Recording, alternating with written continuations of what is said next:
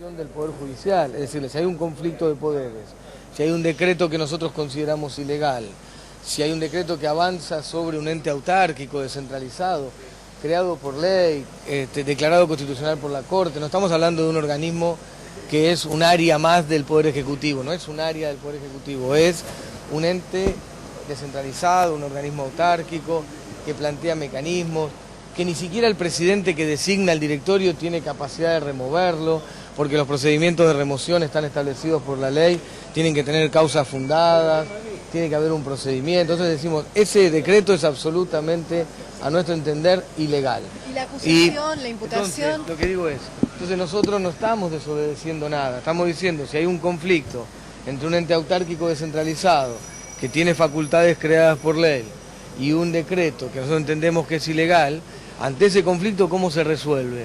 ¿No? ¿Cómo se resuelve? Se resuelve con alguien que lo ordene. ¿Ese alguien quién es? El Poder Judicial. Bueno, nos presentamos al Poder Judicial, yo me puse a disposición del Poder Judicial, con ese amparo le estamos pidiendo que resuelva lo más rápido posible. Eso es lo que estamos haciendo, esperando que el Poder Judicial resuelva este conflicto. En el medio hay una denuncia de quien está propuesto para ser interventor, hay una denuncia por desobediencia o estas cosas. Bueno, no hay ni rebeldía ni desobediencia, al revés, estamos esperando a disposición del Poder Judicial que se resuelva este conflicto. Y esto que salió, esta versión que ustedes decían de Stornelli pidiéndole, bueno, puede ser que el fiscal tenga una opinión y le pida al juez algo, pero no hay una resolución judicial, tengo entendido yo, pero además me enteré por las noticias, por los medios. Ahora, Sabatella, lo ubico en el potencial caso que usted pueda seguir en sus funciones, ¿no? Que la justicia lo avale. De alguna manera, lo han rodeado, le han minado el territorio, por decirlo de alguna manera, porque le han modificado la ley de ministerios, se han hecho diferentes medidas, o sea, le va a ser muy difícil actuar en cómo están con la modificación de la ley de ministerios, por ejemplo.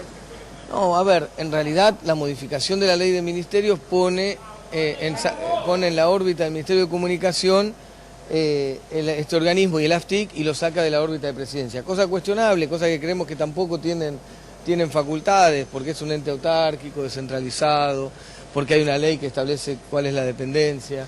Pero suponiendo que eso es simplemente este tema y que en eso hay un cambio de órbita, bueno, no afecta a las competencias, las facultades, las responsabilidades, su rol de central. No, nosotros creemos que no, para que deje de ser un ente autárquico tiene que modificarse la ley. Por eso digo, si este gobierno, el gobierno de Macri y a través de su ministro Aguad, no le gusta la ley, bueno, tiene que ir al Parlamento y modificarla. Vos, yo, ella, el camarógrafo, todos nos levantamos a la mañana y no elegimos qué ley cumplimos y qué ley no cumplimos. Tenemos que cumplirla como cualquier hijo de vecino. Entonces, todos, incluyendo el presidente, tienen que cumplir la ley. Aguad dijo en un momento que el presidente no podía estar condicionado por la ley. No es así, Aguad, está equivocado. La ley es la ley y la tienen que cumplir todos. Es más, el presidente, primero que todos, tiene que dar el ejemplo de cumplir la norma. Entonces, lo que digo es, si no te gusta la ley, que es evidente que no les gusta, porque dijeron que no tiene que subsistir, que no tiene que existir esta ley, que la regulación la tiene que hacer el mercado. Si no les gusta la ley, tienen que ir al Parlamento, modificarla, derogarla, pero construir mayoría. No lo pueden hacer por decreto, es un gesto muy autoritario, es un gesto que violenta las instituciones. Lo que estamos diciendo es que hay una ley y se tiene que cumplir, nada más que eso. Después, las opiniones distintas que tengamos sobre esa ley, debatámosla en el Parlamento Nacional. Hay muchísima gente que está atenta a lo que va a suceder, más allá de las cuestiones técnicas, ¿no? El que quiere entender qué puede llegar a implicar un cambio en la ley, concretamente, en situaciones que uno conoce, de las telecomunicaciones, los medios de comunicación, porque se ha denunciado durante mucho tiempo la concentración de los medios. Bueno, en concreto, ¿qué podría llegar a pasar? Esta es una ley que ha generado la posibilidad de fomentar nuevas herramientas comunicacionales. En todo el país hay nuevas radios, nuevos canales, hay nuevas productoras de contenido audiovisual, hay infinidad de nuevas herramientas que ha generado miles de nuevos puestos de trabajo, que ha generado miles de nuevas horas de producción de contenido audiovisual, que tiene un profundo anclaje federal, que ha permitido que las organizaciones populares comunitarias sin fines de lucro tengan radios, canales, productoras, que ha permitido que haya más de 170 cable operadores nuevos, la mitad de ellos en forma cooperativa, que ha permitido, insisto, cantidad de nuevas situaciones, radios y canales universitarios, también del sector privado, del sector público, o de las organizaciones populares comunitarias. Quiero decir, hay una gran transformación del mundo de la comunicación. Están los FOMECA, que son los fondos concursables para acompañar a esas organizaciones en zonas vulnerables, en zonas de frontera. O sea, se democratizó las herramientas comunicacionales para que el conjunto de nuestro pueblo pueda tomar la palabra, pueda expresarse con sus tradiciones, con su cultura, con su identidad, con su realidad. No, es una ley. Y esto es lo que ha pasado. Y por otro lado, la ley busca enfrentar las tendencias monopólicas, la concentración mediática, que lesiona la libertad de expresión. Entonces, esa concentración mediática, todos los estándares internacionales dicen que lesiona la libertad de expresión. Modificar la ley sería un atraso para mi gusto, sería un retroceso. Por supuesto que hay cosas para siempre incorporar, de nuevas plataformas, nuevas tecnologías, pero quitarle su perspectiva antimonopólica a la ley sería dejar en manos del mercado, destruyendo entonces la capacidad de que todos estén con la posibilidad de opinar, de hablar. Se limitaría la democracia, se reduciría la libertad de expresión, la pluralidad, la diversidad.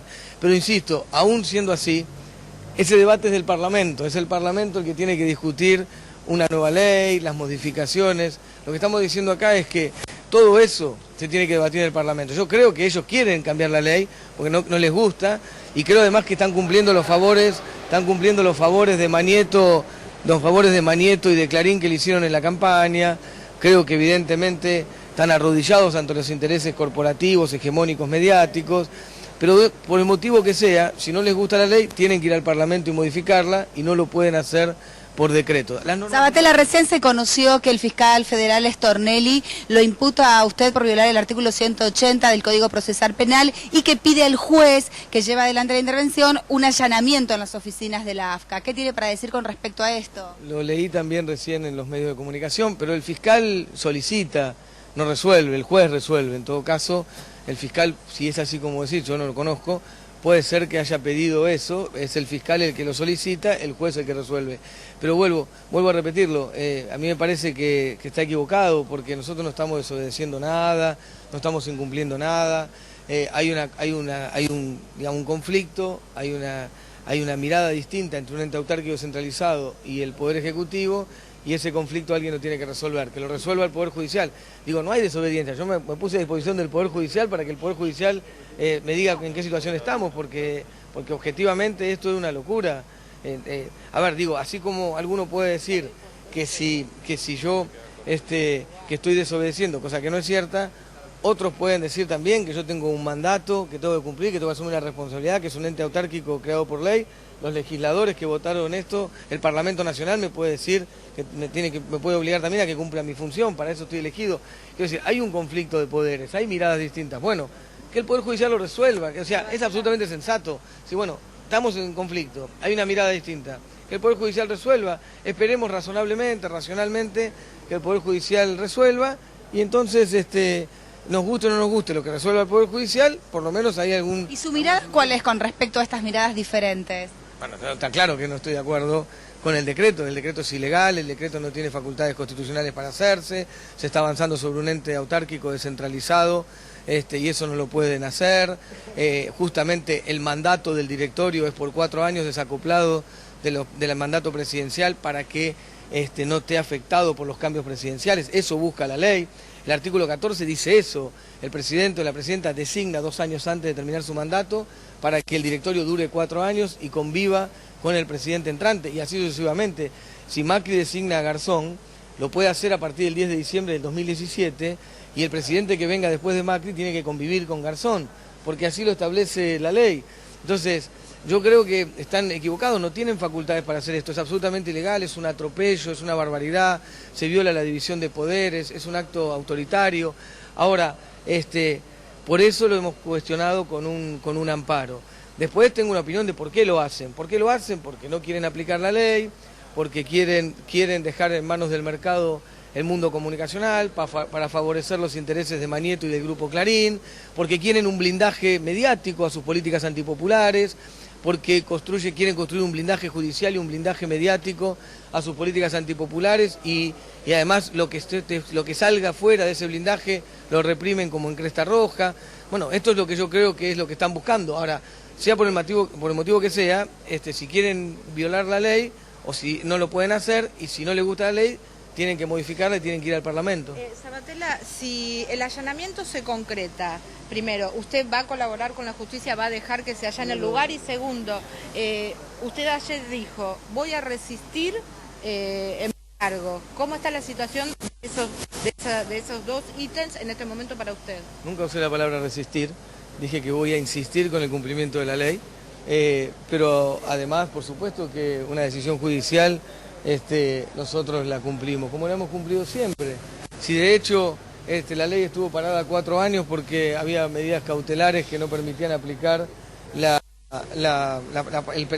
capítulos o los artículos antimonopólicos. ¿Usted no se opone a que inspeccionen el lugar, si así lo pide la justicia? Nunca me he opuesto a ninguna decisión de la justicia. Es más, me puse a disposición del Poder Judicial ahora. Lo que estamos esperando es que el Poder Judicial decida. Si el Poder Judicial toma una decisión, por supuesto nosotros la cumplimos. Por eso digo que no hay desobediencia bajo ningún punto de vista. Estamos esperando que el Poder Judicial resuelva, porque hay un conflicto de poderes. Y por supuesto, lo que el Poder Judicial resuelva, nos guste o no nos guste, vamos a acatarlo, por supuesto, como corresponde. Lo que digo es que hay un decreto que nosotros entendemos que es ilegal y por eso pedimos que el Poder Judicial intervenga. Después yo tengo una pregunta también con lo que ha pasado con una parte del Poder Judicial. Una parte del Poder Judicial está colonizado por esos intereses corporativos o le teme a sus prácticas extorsivas. Y así Manieto, por ejemplo, puede seguir durante 6 años estando fuera de la ley. Pero más allá de esto, nosotros estamos a disposición del Poder Judicial para que resuelva. ¿Cómo están trabajando? ¿Está funcionando la AFCA? ¿Sigue...? Bueno, pero la AFCA siempre tiene... inhabitual hoy, ¿no? Pero... No, bueno, pero la AFCA siempre tiene que funcionar, digo, más allá de esta discusión. Todos los organismos públicos funcionan más allá de los cambios. No, pero no tendría por qué, porque aún más allá de lo que se resuelva, más allá de cómo termine, es un organismo que está funcionando. ¿Usted por el momento viene todas las mañanas, puede ingresar, tiene su oficina? Sí, obviamente que yo... Estábamos escuchando a Martín Sabatella allí en la puerta de la AFCA, bueno, hablando de su decisión, ¿no?, de cumplir con la decisión judicial, eso decía hace instantes, y continuar en sus funciones.